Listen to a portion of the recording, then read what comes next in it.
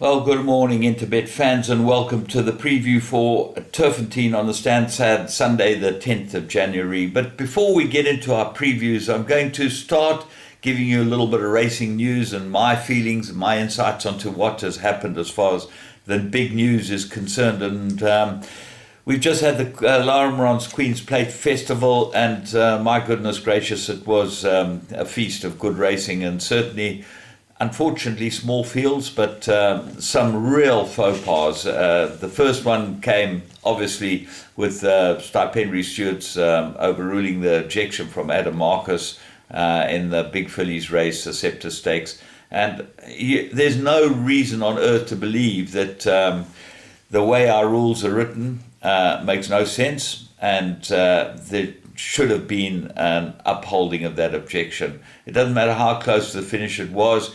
You can't play God in this business. You've got to stick to the rules. And the rules, the fair rules of racing all over the world say that horses have got to run on a straight course. And if you interfere with another horse, you should be demoted. And I think that that's the only way to look at it. It followed through to the next day, because in the big race that Golden Ducat won, Sashdev was impeded by Golden Ducat inside the last 200, and then Golden Ducat straightened up and got the better of him right at the finish. But who knows that didn't make a difference to the race as well. And I would have thought that there were definitely grounds, and certainly in the real world we should be racing where the jockeys keep a straight course and do not interfere with each other. It's interesting to watch Hong Kong racing. They can race 2, 3, 4 wide around the bend. Then no one comes in and cuts someone off. They hold their lanes and they stay where they should be, and that's how racing should be. And that brings consumer confidence, which is vitally important.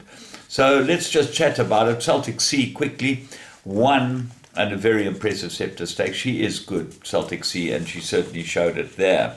Casimir, well, he started off the day fantastically for pick six players, won in a canter, and he really is a good horse. And then you've got Golden Ducat and Sashdev. I thought Sashdev was extremely unlucky. I didn't think Richard Faris shone on the horse the last 200 meters. He seems to fall back in the saddle, Richard, and jump around a lot, which is very, very unbalancing for a horse. You're not going to get a horse to gallop unless you're pushing your weight forward in the saddle and driving it through the horse's ears instead of falling back onto the saddle and falling back on the horse. So I did think Shashdev was unlucky. And then we looked at Jet Dark winning the Queen's Plate, and I thought this was a fabulous result, because what it shows is that the 3-year-olds are pretty good. And although we had a 100-to-1 winner winning the one leg of the first guineas, you could find that it could be a very good race.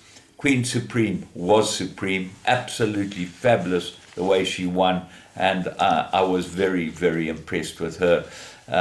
Summer Pudding, well, it looked like this might be a proper test for. They put out a pacemaker, but that suited Queen Supreme down to the winning the race. And what's interesting about Queen Supreme's pedigree is she's by Exceeding Excel, who champion stallion, but she's out of a Gone West mare. And that's where some of these guys got involved. You know, Larry Nestat, the one thing that he does love is Gone West mares, and they got rewarded, and they deserve to be rewarded. Great bunch of owners, and well done to all of them. So it was a very good day. Quickly on the production done on DSTV, Channel 209, and I messaged a lot of people, because many people didn't know that it was going out on DSTV. And that's a problem. We've got to address that and let the public know where it's going out. That production was extremely good. Lots of things need to be tightened up on the production, but it was overall a very good production. Let's kick off with today, and we go into race 1, which is a maiden plate, 1400 meters, 2-horse race. 11 looks like the right horse, Miracle and Wonder, 5 to 10.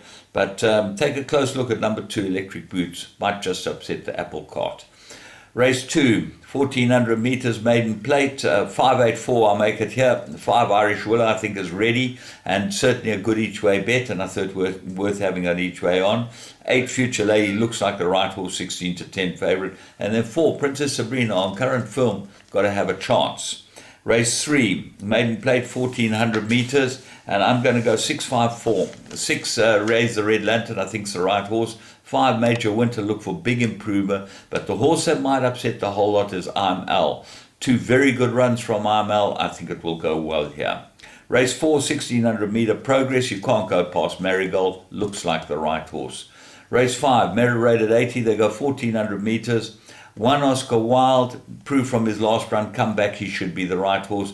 The 2 Tarry runners, Ice Lord and Tight 5, who knows which is the better of them, but maybe Tight 5 has got the stable elect. And then Purple Panther gets aluminiums for the first time, put him into all your play.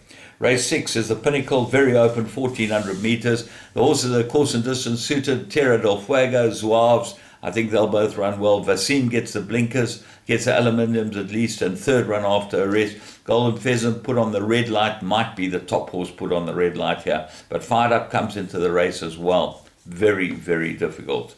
Race 7, Swallow Stakes, another difficult race. 2, Bequest going for 4 in a row, and she is good and she can win. Anna Capri looks better over 1,000, and Sweet Sensation looks held by Anna Capri. Celestial Love and Ecstatic Green are the 2 that I think might end up fighting it out. Both got good form. Race 8, Merit rated 6 and 9. Frosted Steel, I like him a lot. Eskimo Kisses, I think, is the big danger. And then race 9, very, very difficult indeed. Captain's Reward is rested, and Sean Terry's comment is may need the run. Who knows what that means? But I'm running out of time. Unfortunately, my battery's going flat. I think you need as many as possible in race 9. All in all, fantastic end to the weekend, and should be a good day's racing at Turffontein. From me, James Goodman, and the whole Interbet crew. Remember, Interbet's the place to bet. All the money goes straight onto the tote, and you get the best fixed odds. Have a great end of the weekend.